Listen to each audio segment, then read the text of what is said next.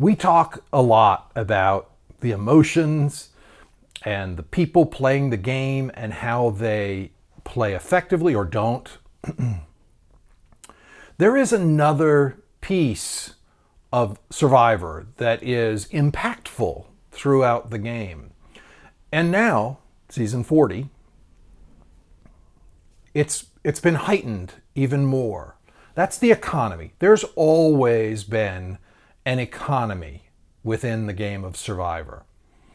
What you may have exchanged might have been information for information, or food or work. You might have done something at your camp that helped other people see you in a particular way, and you wanted them to think more highly of you, so you brought them fish. Maybe.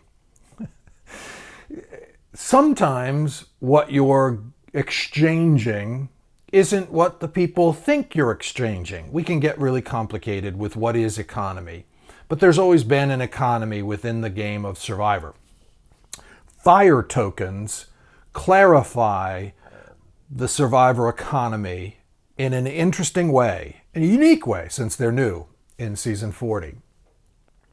And I think it's worth taking a second to talk a little bit about, just like the dollar bill, the fire token appears to be worth whatever you think it's worth. So what did Denise get an idol for? Wasn't it 1 token?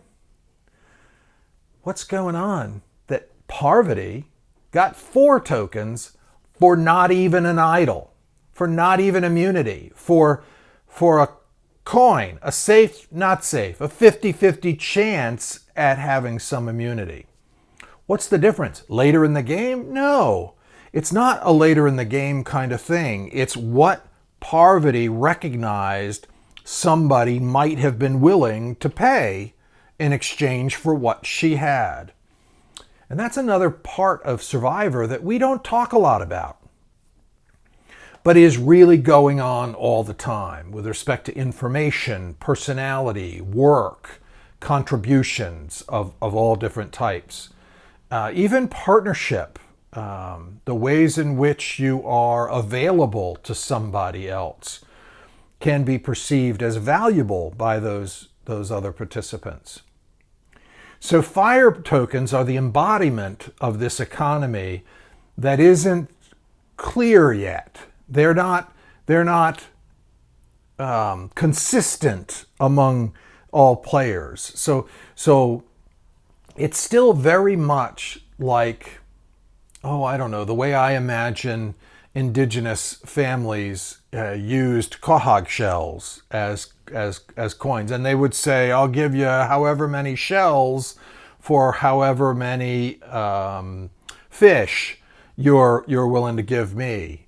And then over time there becomes kind of a standard, the same way with money, and we tend to think that, okay, I have an idea of how much money I might be willing to pay for a certain amount of things.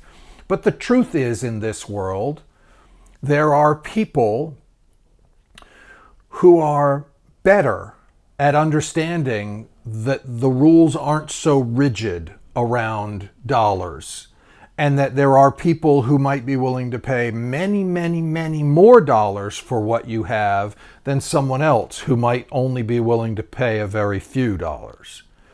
In the game of Survivor, that awareness with respect to how a fire token might be valued is critical, it seems. It's turning out to be something pretty amazing. If Parvati is able to get 4 tokens out of Michelle for something that's not even really that valuable, I don't think. It's certainly not certain. It's not an immunity that you can count on. Then what can Parvati do with those 4 tokens? How much is peanut butter? 1 token? That's on a list or something. So that price is out there. She can get peanut butter. That's energy. The show wants participants to have enough energy because they learned from season 3 in Africa when people were dead and didn't have food. So now you can get peanut butter for a token and still have 3 tokens left. That could play into whether or not you have enough tokens, you have a sufficient number of tokens, whether or not you have an advantage available to you to get back into the game. Remember, we still have one more challenge to go there. So fire tokens are a really interesting twist, and they're not as out there, kind of crazy as people might think. There has always been an economy that players have had to adjust to, and that players need to kind of participate in.